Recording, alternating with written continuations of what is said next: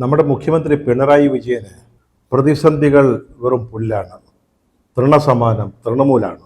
അതുകൊണ്ടാണ് അദ്ദേഹത്തെ CPM പ്രവർത്തകരും അനുഭാവികളും ആരാധകരുമൊക്കെ ഇരട്ടച്ചങ്കൻ എന്ന് വിശേഷിപ്പിക്കുന്നത്. മൂപ്പര് പുലിമുരുകൻ, ആറാം തമ്പുരാൻ മുതലായ സൂപ്പർ കഥാപാത്രങ്ങളെപ്പോലെ ഒരു അതിമാനുഷ്യനാണെന്നാണ് അദ്ദേഹത്തിൻ്റെ സന്തത സഹചാരിയായിരുന്ന AK ബാലൻ സഹാവ് പറയുന്നത്. സഹാവിയുടെ കേന്ദ്ര കമ്മിറ്റിയിൽ നിന്ന് വിരമിച്ചു 75 വയസ്സ് പൂർത്തിയായപ്പോൾ. അതിലെ സങ്കടവും നിരാശയും നഷ്ടബോധവും, അതുപോലെ തന്നെ AKG സെൻറ്ററിൻ്റെ മുന്നിലുള്ള ഫ്ലാറ്റിൽ നിന്ന്, അത് ഈ പാർട്ടി സംസ്ഥാന സെക്രട്ടേറിയറ്റ് അംഗങ്ങൾക്ക് വേണ്ടി, അവർക്ക് താമസിക്കാൻ വേണ്ടി നിർമ്മിച്ചിട്ടുള്ളതാണ്. അതിൽ നിന്ന് കുടിയിറങ്ങുന്നതിൻ്റെ സങ്കടകരമായ ഒരു അവസ്ഥയുമൊക്കെ വിവരിച്ചുകൊണ്ട് ഫേസ്ബുക്കിലൊരു വിലാപ കാവ്യം രചിച്ചിട്ടുണ്ട്. അതിന് വേണമെങ്കിൽ എൻ്റെ കുടിയിറക്കുകൾ എന്ന് നമുക്ക് പേരിടാം. അതിൻ്റെ ആദ്യ ഭാഗം പിണറായി സ്തുതിയാണ്. ബാലനെ സംബന്ധിച്ചിടത്തോളം ധീരവീര ശൂര പരാക്രമിയായിട്ടുള്ള ഒരു വ്യക്തിയാണ് പിണറായി വിജയൻ. അദ്ദേഹം ബാലൻ ബ്രണ്ണൻ കോളേജിൽ പഠിക്കുന്ന കാലത്തെ ചില അനുഭവങ്ങൾ ഈ കുറിപ്പിൽ പറയുന്നുണ്ട്. ABVP-ക്കാരുടെ ഊരിപ്പിടിച്ച കത്തികളുടെയും വടിവാളുകളുടെയും നടുവിലൂടെ തല ഉയർത്തി നടന്നുപോയ പിണറായി വിജയനെ കുറിച്ച് അദ്ദേഹം തന്നെ പറഞ്ഞിട്ടുണ്ട്, പലവട്ടം പറഞ്ഞിട്ടുണ്ട്. അക്കാലത്ത് പിണറായി വിജയൻ പറഞ്ഞ ഈ കഥ നടന്നു എന്ന് പറയുന്ന കാലത്ത് ബ്രണ്ണൻ കോളേജിൽ ABVP-ക്ക് യൂണിറ്റ് ഉണ്ടോ, ABVP പ്രവർത്തകരുണ്ടോ എന്ന് പോലും സംശയമാണ്. അതിനേക്കാളും വളരെ അതിസാഹസികനായ ഒരു പിണറായി വിജയനെയാണ് ഫേസ്ബുക്ക് കുറിപ്പിൽ നമ്മുടെ ബാലൻ സഖാവ് വിവരിക്കുന്നത്. അന്ന് SFI ആയിട്ടില്ല, KSF ആണ്, കേരള സ്റ്റുഡൻസ് ഫെഡറേഷൻ. അതിൻ്റെ പ്രവർത്തകരായിരുന്നു പിണറായിയും ബാലനും കോടിയേരി ബാലകൃഷ്ണനും ഒക്കെ അക്കാലത്ത്. പിന്നീട് SFI ഉണ്ടായി 1970.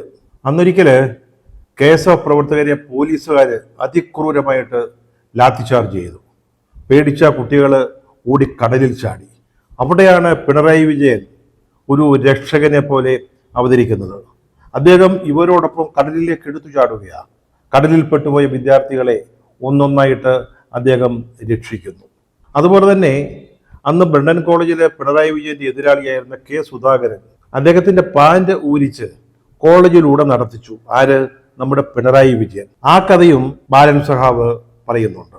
അക്കാലത്ത് ബ്രണ്ണൻ കോളേജിൽ പാന്റ് ഇട്ടു വരുന്ന കുട്ടികൾ ഉണ്ടായിരുന്നില്ല എന്നാണ് സംശയാലുക്കൾ കട്ടായം പറയുന്നത്. അതേപോലെ തന്നെ ഒരു പ്രത്യേക ആക്ഷനിലൂടെ K. സുധാകരനെ കൈകാര്യം ചെയ്ത കഥ പിണറായി വിജയൻ തന്നെ പറഞ്ഞിട്ടുണ്ട്. പക്ഷെ സുധാകരൻ മറ്റൊരു കഥയാണ് ഇത് കേട്ടപ്പോൾ പറഞ്ഞത്. അദ്ദേഹം ഒരിക്കലും ബ്രണ്ണൻ കോളേജിന്റെ കോണിപ്പിടി ഇറങ്ങി വരുമ്പോൾ പിണറായി വിജയൻ മുകളിലേക്ക് കയറി വരുന്നു. അപ്പൊ സുധാകരൻ എന്ത് ചെയ്തു? ഒരൊറ്റ ചവിട്ട് പിണറായി വിജയന്റെ നെഞ്ചത്ത്. ഇതാണ് സുധാകരൻ പിണറായി വിജയനെ കുറിച്ച് പറഞ്ഞ കഥ. ഈ കുറിപ്പില് നമ്മുടെ ബാലൻ സഖാവ് കോടിയേരി ബാലകൃഷ്ണനെ കുറിച്ച് സ്മരിക്കുന്നുണ്ട്. പരസ്പരം നിഴലുകളായി നടന്ന കാലത്തെക്കുറിച്ചാണ് അദ്ദേഹം പറയുന്നത്. കോടിയേരി ബാലകൃഷ്ണന്റെ അവസാനത്തെ പത്രസമ്മേളനത്തിൽ ഒപ്പം AK ബാലന് വിരിക്കണമെന്ന് പിണറായി നിർബന്ധിച്ചു എന്നും ബാലൻ ഓർക്കുന്നു. ശരിയായിരിക്കാം, അത്രയ്ക്ക് അടുപ്പവും സ്നേഹവുമായിരുന്നു അവരൊക്കെ തമ്മിൽ. പക്ഷേ കോടിയേരി ബാലകൃഷ്ണൻ അന്തരിച്ച ഒഴിവിൽ വേണമെങ്കിൽ AK ബാലനെ പാർട്ടിയുടെ സംസ്ഥാന സെക്രട്ടറി ആയിട്ട് നിയോഗിക്കാമായിരുന്നു, 75 വയസ്സ് തികയുന്ന സമയം വരെയെങ്കിലും. അങ്ങനെയെങ്കിൽ CPM-ന്റെ ആദ്യത്തെ ദളിത് സംസ്ഥാന സെക്രട്ടറി എന്ന ഒരു ബഹുമതി അദ്ദേഹത്തിന് ലഭിക്കുമായിരുന്നു. പക്ഷെ എന്തു ചെയ്യാം, ദൗർഭാഗ്യവശാൽ ബാലൻ കണ്ണൂർ ജില്ലക്കാരനല്ലാതായി പോയി. അദ്ദേഹം കോഴിക്കോട് നാദാപുരം സ്വദേശിയാണ്. എങ്കിൽ പോലും ബ്രണ്ണൻ കോളേജിൽ പഠിച്ച ഒരു സഖാവ് എന്ന നിലയിൽ കണ്ണൂറുകാരനാണെന്ന് പരിഗണിച്ചുകൊണ്ട് വേണമെങ്കിൽ അദ്ദേഹത്തെ സംസ്ഥാന സെക്രട്ടറി ആക്കാമായിരുന്നു. പിണറായിയോ മറ്റാരെങ്കിലുമോ അതിനുവേണ്ടി ശ്രമിച്ചില്ല. അങ്ങനെ ഏത് പ്രതിസന്ധിയെയും ചിരിച്ചുകൊണ്ടല്ലെങ്കിലും വെറുമൊരു പൂവിനെ എന്നോണം കൈകാര്യം ചെയ്യുന്ന പിണറായി വിജയൻ ഇപ്പോൾ അദ്ദേഹത്തെ ചൂഴ്ന്നു നിൽക്കുന്ന നിരവധി പ്രശ്നങ്ങളെ എങ്ങനെ മറികടക്കുമെന്ന് ശ്രദ്ധിക്കുകയാണ് കേരളത്തിലെ ജനങ്ങൾ. നിയമസഭാ തെരഞ്ഞെടുപ്പ് നടക്കാൻ ഇനി അധിക സമയമില്ലാതിരിക്കെ ഏതാണ്ട് അത്യാവശ്യം കഷ്ടിച്ച് ഒരു വർഷം മാത്രമാണുള്ളത്. അപ്പോഴാണ് ഇത്തരത്തിലുള്ള 100,000 പ്രശ്നങ്ങൾ, നൂലാമാലകൾ പിണറായി വിജയന്റെ മുമ്പിൽ വന്നുപെട്ടിരിക്കുന്നത്. ഇതിൽ പലരും സ്വന്തക്കാരും ബന്ധുക്കളും ഉണ്ടാക്കിയതാ, കുടുംബത്തിൽ നിന്നുണ്ടായതാണ്. അദ്ദേഹം ഏറ്റവും അധികം അത്രമേൽ സ്നേഹിച്ച ചങ്ങാതിമാര് അല്ലെങ്കിൽ വിശ്വസ്തര് അവരൊക്കെ ഉണ്ടാക്കിയ പ്രതിസന്ധികളെയാണ് ഇപ്പോൾ മുഖ്യമന്ത്രി നേരിട്ടുകൊണ്ടിരിക്കുന്നത്. ഒന്നാമത്തേത് സ്വന്തം കുടുംബത്തിൽ നിന്ന് എക്സാലോജിക്കുമായി ബന്ധപ്പെട്ട CMRL ബന്ധപ്പെട്ട മാസപ്പടി കേസ്. മകള് ആരംഭിച്ച എക്സാലോജിക് എന്ന് പറയുന്ന ഒരു IT കമ്പനി, അവർ കൊടുക്കാത്ത സേവനത്തിന് CMRL എന്ന് പറയുന്ന കരിമണൽ കമ്പനിയിൽ നിന്ന് 2.7 കോടി രൂപ കൈപ്പറ്റി. അത് അഴിമതിയാണ്. ഒരു സർവീസും ചെയ്തു കൊടുക്കാതെ വാങ്ങുന്ന പണം അഴിമതിയാണല്ലോ. അതെന്തെങ്കിലും കാര്യസാധ്യത്തിന് വേണ്ടി ഒരു കമ്പനി കൊടുക്കുന്നതാണല്ലോ. അത് സംബന്ധിച്ച കേസ് ഇപ്പോൾ വളരെ വളരെ സജീവമായിട്ട് നിൽക്കുകയാണ്. നമ്മൾ പലവട്ടം ഈ കോടതിയിൽ അത് പറഞ്ഞു കഴിഞ്ഞു. SFIO അതിൻ്റെ അന്വേഷണം നടത്തി റിപ്പോർട്ട് തയ്യാറാക്കി അത് കോടതിയിൽ സമർപ്പിച്ചു. അതിൻ്റെ പ്രോസിക്യൂഷൻ നടപടികൾ ആരംഭിച്ചിരിക്കുന്നു. ഇത് എറണാകുളത്താണ്. ഇനി ബംഗളൂരുവില് മറ്റൊരു കുറ്റപത്രം സമർപ്പിക്കാൻ പോകുന്നു. അതിന്മേലുള്ള കോടതി നടപടികൾ ഉടനെ ആരംഭിക്കും. അതിനേക്കാളൊക്കെ അപ്പുറത്ത് ED ഇക്കാര്യത്തിൽ ഇടപെട്ടിരിക്കുന്നു. കളത്തിലിറങ്ങിയിരിക്കുക. അവർ SFIയോട് റിപ്പോർട്ട് ചോദിക്കുക. ഇനി അവര് ഇത് സംബന്ധിച്ച അന്വേഷണം നടക്കും. ഇതൊക്കെ പുരോഗമിക്കുമ്പോൾ എന്തൊക്കെയാണ് സംഭവിക്കുക? വേണമെങ്കിൽ ക്ലിഫ് ഹൗസിലോ അല്ലെങ്കിൽ AKG സെന്ററിലോ ഒക്കെ റെയ്ഡ് വരെ നടക്കാം. അതിനൊരു കാരണമുണ്ട്. ഈ എക്സാലോജിക് എന്ന് പറയുന്ന കമ്പനി രജിസ്റ്റർ ചെയ്യുമ്പോൾ അതിലെ ആദ്യ പേരുകാരിയായ വീണ വിജയന്റെ അഡ്രസ്സ്, മേൽവിലാസം കൊടുത്തിരിക്കുന്നത് AKG സെന്ററിലാണ്. AKG സെന്റർ പാളയം, തിരുവനന്തപുരം എന്നാണ്. ഇതൊക്കെ കാരണം ഒരുപക്ഷെ AKG സെന്ററിൽ ഒരു റെയ്ഡ് നടന്നേക്കാം. ഇത് വലിയൊരു പ്രശ്നമായിട്ട്, പ്രതിസന്ധിയായിട്ട് പിണറായി വിജയന്റെയും പാർട്ടിയുടെയും മുമ്പിൽ നിൽക്കുകയാണ്. ഇത് വീണ വിജയൻ മാത്രമല്ല ഇതിന്റെ ഉത്തരവാദി എന്നാണ് പ്രതിപക്ഷം പറയുന്നത്, അല്ലെങ്കിൽ ദോഷൈക ദൃക്കുകളായ ആളുകൾ അതാണ് പറയുന്നത്. ഈ കാര്യത്തിൽ പിണറായി വിജയനൊരു പങ്കുണ്ട്. കുറ്റപത്രത്തിൽ അദ്ദേഹത്തിന്റെ പേരില്ലെങ്കിലും ഈ CMRL സംഭാവന നൽകിയ ആളുകളുടെ കൂട്ടത്തിൽ ഒരു PV ഉണ്ട്. അത് പിണറായി വിജയനാണെന്ന് വേണമെങ്കിൽ ഊഹിക്കാം. അതവിടെ നിൽക്കട്ടെ. പക്ഷേ ഈ എക്സാലോജിക്ക് 2.7 കോടി രൂപ കൊടുക്കാത്ത സർവീസിന് വാങ്ങുമ്പോൾ, അല്ലെങ്കിൽ വാങ്ങിയെങ്കിൽ, ഇത് പിണറായി വിജയൻ അറിയാതെ സംഭവിക്കുമോ? പിണറായി വിജയൻ നേതൃത്വം കൊടുക്കുന്ന സംസ്ഥാന സർക്കാർ ചെയ്തു കൊടുത്ത ചില സേവനങ്ങൾക്ക്, സൗകര്യങ്ങൾക്ക്, അനുഭാവത്തിന് അതിനൊക്കെ കിട്ടിയ പ്രതിഫലമാവണം. അപ്പൊ പിണറായി വിജയന് അറിയാതെ ഇതൊക്കെ നടക്കുമോ? അതാണ് ഇപ്പോഴത്തെ ചോദ്യം. പിന്നീടുള്ളത്, അദ്ദേഹം ഏറ്റവും അധികം വിശ്വസിച്ച ചില ആളുകൾ, വിശ്വസ്തരായ സഹപ്രവർത്തകര്, സുഹൃത്തുക്കള്, മക്കളെ പോലെ അല്ലെങ്കിൽ സഹോദരനെ പോലെ സ്നേഹിച്ച ആളുകൾ, അവരുണ്ടാക്കുന്ന പ്രശ്നങ്ങളാണ്. ഇപ്പോൾ ഡോക്ടർ KM എബ്രഹാം, അദ്ദേഹം മുഖ്യമന്ത്രിയുടെ ചീഫ് പ്രിൻസിപ്പൽ സെക്രട്ടറിയാണ്. അതുപോലെ തന്നെ കിബിയുടെ CEO ആണ്. സത്യം പറഞ്ഞാൽ അബ്രഹാം ഇല്ലെങ്കിൽ കിബി ഇല്ല, കിബി ഇല്ലെങ്കിൽ സർക്കാരില്ല. ഈ ഭരണകൂടത്തിന്റെ ചരടുകൾ പിടിച്ചിരിക്കുന്ന അപൂർവം ചിലരിൽ ഒരാളാണ് KM എബ്രഹാം. ഇതിനെ മുന്നോട്ട് നടത്തുന്നതിൽ അദ്ദേഹത്തിന് വലിയ പങ്കാണുള്ളത്. പറഞ്ഞല്ലോ, കിബി എന്ന് പറയുന്ന സ്ഥാപനം അതുള്ളത് കൊണ്ടാണ് ഇപ്പോൾ ഈ സർക്കാർ നിലനിൽക്കുന്നത്. അതിൻ്റെ നൂലാമാലകളൊക്കെ അറിയാവുന്ന ഏക വ്യക്തി എന്ന് പറയുന്നത് KM എബ്രഹാമാണ്. അദ്ദേഹത്തിനെതിരായിട്ടൊരു ഹൈക്കോടതി വിധി വന്നിരിക്കുന്നു. അദ്ദേഹം വരവിൽ കവിഞ്ഞ സ്വത്ത് സമ്പാദിച്ചു എന്നൊരു ആരോപണം. അത് സംബന്ധിച്ച് CBI അന്വേഷണം നടത്തുമെന്ന് ഇപ്പോൾ ഹൈക്കോടതി ആവശ്യപ്പെട്ടിരിക്കുകയാണ്. നേരത്തെ അത് സംബന്ധിച്ച് വിജിലൻസ് അന്വേഷണം നടന്നു. വിജിലൻസ് അന്വേഷണം സംശയകരമായിരുന്നു എന്നും KM എബ്രഹാമിനെതിരായിട്ട് തെളിവുകൾ അന്വേഷിക്കുന്നതിന് പകരം അദ്ദേഹത്തെ സഹായിക്കാനാണ് വിജിലൻസ് സഹായിച്ചതെന്നും, വിജിലൻസ് തയ്യാറാക്കിയ ദ്രുത പരിശോധനാ റിപ്പോർട്ട് ഒന്ന് വായിക്കുക പോലും ചെയ്യാതെയാണ് വിജിലൻസ് കോടതി അംഗീകരിച്ചതെന്നും ഹൈക്കോടതി പറയുന്നുണ്ട്. ഒരു വലിയ ആരോപണം, മുഖ്യമന്ത്രിയുമായി അടുത്തു നിൽക്കുന്ന ഒരാൾ, ചീഫ് പ്രിൻസിപ്പൽ സെക്രട്ടറി എന്ന് പറഞ്ഞാൽ വളരെ പ്രധാനപ്പെട്ട പദവിയിൽ ഇരിക്കുന്ന ആളാണ്. അതുപോലെ തന്നെ കിബിയുടെ CEO എന്ന സ്ഥാനം അദ്ദേഹം രാജിവെക്കണമെന്നാണ് പ്രതിപക്ഷം ആവശ്യപ്പെടുന്നത്. കാരണം അദ്ദേഹത്തിന്റെ പേരിലൊരു CBI അന്വേഷണം നടക്കാൻ പോകുന്നു. അദ്ദേഹത്തിന്റെ പേരിലുള്ള ആരോപണങ്ങൾ ശരിയാണോ തെറ്റാണോ എന്ന് എനിക്കറിഞ്ഞുകൂടാ, അതിനെക്കുറിച്ച് കമന്റ് ചെയ്യുന്നുമില്ല. പക്ഷെ അദ്ദേഹം CBIയുടെ ഒരു അന്വേഷണത്തിന്റെ പരിധിയിലേക്ക് വരിക. അങ്ങനെയുള്ള ഒരാൾ ഇനി അധികാരത്തിൽ അല്ലെങ്കിൽ അധികാര പദവിയിൽ തുടരാൻ പാടില്ല. അതാണ് പ്രതിപക്ഷത്തിന്റെ ആവശ്യം. മറ്റു പലരും ഈ ആവശ്യം ഉന്നയിക്കുന്നുണ്ട്.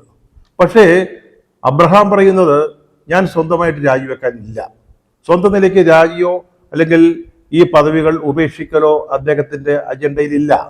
അദ്ദേഹം മേൽക്കോടതിയിൽ അപ്പീൽ കൊടുക്കാൻ പോവുകയാണ്.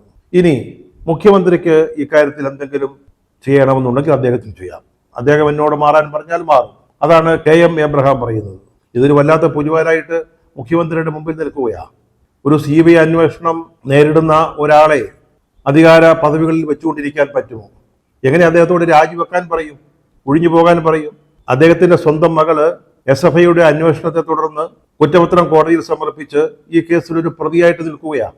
ആ സാഹചര്യത്തിൽ എങ്ങനെ ചീഫ് പ്രിൻസിപ്പൽ സെക്രട്ടറിയോട് രാജിവെക്കാൻ പറയും?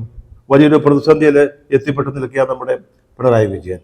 മറ്റൊരു പ്രതിസന്ധിയുടെ സൃഷ്ടാവ്, മൂലകാരണം പിണറായി വിജയന്റെ ഏറ്റവും അടുത്ത ഇഷ്ടക്കാരനായ പോലീസ് ഉദ്യോഗസ്ഥനായിരുന്ന ADGP MR അജിത് കുമാറാണ്. അദ്ദേഹത്തിനെതിരെ ക്രിമിനലായും സിവിലായും കേസെടുക്കാമെന്ന് DGP ആയ ഷെയ്ഖ് ദർവേഷ് സാഹിബ് മുഖ്യമന്ത്രിക്ക് ശുപാർശ നൽകിയിരിക്കുക.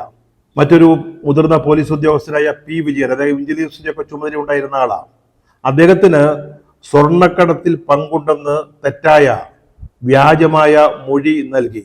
അതിന്റെ പേരിൽ അജിത് കുമാറിനെതിരെ കേസെടുക്കണം എന്ന് DGP തന്നെ ശുപാർശ ചെയ്തിരിക്കുക. അതിന്മേൽ ഇതുവരെ ഒരു തീരുമാനം മുഖ്യമന്ത്രി എടുത്തിട്ടില്ല. മുഖ്യമന്ത്രി അദ്ദേഹത്തെ ക്രമസമാധാന ചുമതലയുള്ള ADGP ആയിട്ട് തിരികെ കൊണ്ടുവരുവാൻ ആലോചിച്ചുകൊണ്ടിരിക്കുകയായിരുന്നു. പല കാരണങ്ങളാൽ തസ്തികയിൽ നിന്ന് മാറിയതാണ്.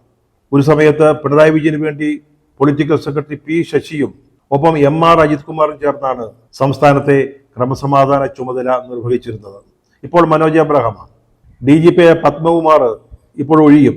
ആ സ്ഥാനത്തേക്ക് മനോജ് എബ്രഹാം വരുമ്പോൾ മനോജിന് പകരക്കാരനായി വീണ്ടും അജിത് കുമാറിനെ ADGP ലോ ആൻഡ് ഓർഡർ എന്ന പദവിയിലേക്ക് കൊണ്ടുവരാൻ ഉദ്ദേശിച്ചിരിക്കുമ്പോഴാണ് നമ്മുടെ DGP ഈ ഒരു വലിയ കൊടും ചതി ചെയ്തിരിക്കുന്നത്.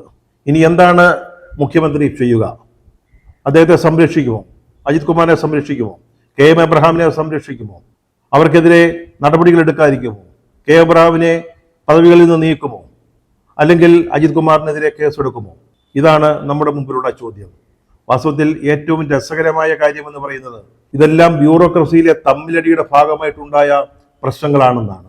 KM എബ്രഹാമും മറ്റൊരു സീനിയർ IPS ഉദ്യോഗസ്ഥനായ ജേക്കബ് തോമസും തമ്മിലുള്ള പ്രശ്നങ്ങളാണ് ഇപ്പോൾ KM എബ്രഹാമിനെതിരായിട്ടുള്ള ഈ CBI അന്വേഷണത്തിൽ എത്തി നിൽക്കുന്നത്.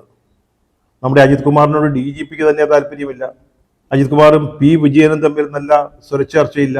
ഇതിൻ്റെയൊക്കെ ഭാഗമായിട്ടാണ് ഇപ്പോൾ അജിത് കുമാറിനെതിരായിട്ട് കേസെടുക്കണമെന്ന ആവശ്യം വന്നിരിക്കുന്നത്. ബ്യൂറോക്രസി കുത്തഴിഞ്ഞാൽ എന്തും സംഭവിക്കും എന്നുള്ളതിൻ്റെ ഒന്നാമത്തെ ഉദാഹരണമാണിത്.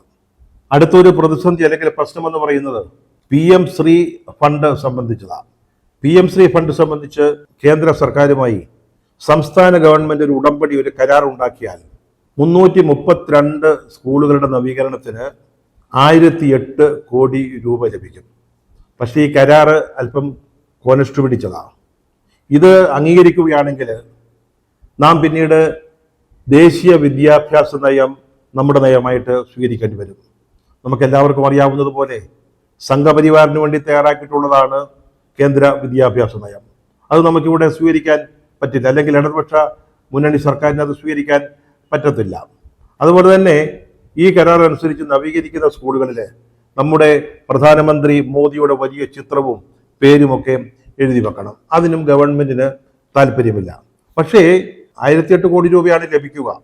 അതിനുവേണ്ടി ഇപ്പോൾ സർക്കാർ ഒരു പുനർവിചിന്തനം നടത്തിയിട്ട് നമുക്ക് PM ശ്രീ ഫണ്ടുമായി ബന്ധപ്പെട്ട കരാർ ഒപ്പുവെക്കാം എന്ന് തീരുമാനിച്ചിരിക്കുക. ആ ഒരു ധാരണയിൽ എത്തിയിരിക്കുക. പക്ഷേ CPI അതിന് കട്ട എതിരാണ്. യാതൊരു കാരണവശാലും ഇത് അംഗീകരിക്കാൻ പറ്റില്ല, ഈ കരാർ ഒപ്പുവയ്ക്കാൻ പറ്റില്ല. ഇതൊരു പുതിയ മുന്നണിയിലെ ഒരു പുതിയ ചൂടുപിടിച്ച ചർച്ചാ വിഷയമായിട്ട് മാറുകയാണ്. ഇത്രയും പ്രതിസന്ധികൾ ഒന്നിച്ചു വന്നാൽ ഏതൊരു മുഖ്യമന്ത്രിയും ഒന്ന് കിടുങ്ങിപ്പോവും, ഒന്ന് പതറിപ്പോവും. കാരണം അവരപ്പോൾ ഇതിൽ അന്തർഭവിച്ചിരിക്കുന്ന വ്യക്തിപരവും രാഷ്ട്രീയവുമായ ധാർമ്മികത, രാഷ്ട്രീയമായ മാന്യത, ജനാധിപത്യ മൂല്യങ്ങൾ, ഇതിനെക്കുറിച്ചൊക്കെ ആലോചിക്കും. പക്ഷേ ഇത്തരത്തിലുള്ള ദുസ്വഭാവങ്ങളൊന്നും നമ്മുടെ മുഖ്യമന്ത്രി പിണറായി വിജയനില്ല. പോടാ പുല്ലേ എന്ന ഒറ്റപ്പിടിയിൽ നിന്നുകൊണ്ട് അദ്ദേഹം ഇതിനെയൊക്കെ കൈകാര്യം ചെയ്യും. അതാണ് അദ്ദേഹത്തിൻ്റെ ഒരു രീതി.